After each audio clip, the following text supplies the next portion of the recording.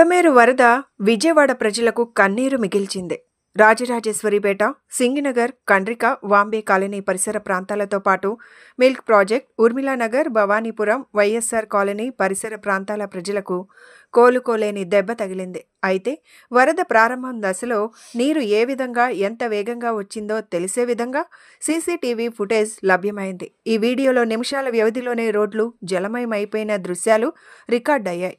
ఇళ్లల్లో నివసిస్తున్న ప్రజలు బయటకు వచ్చి తేరుకునే లోపే తల మునిగిపోయే ఎత్తులో నీరు వచ్చాయి. ఇప్పుడు ఈ ఫుటేజ్ సోషల్ మీడియాలో వైరల్గా మారింది.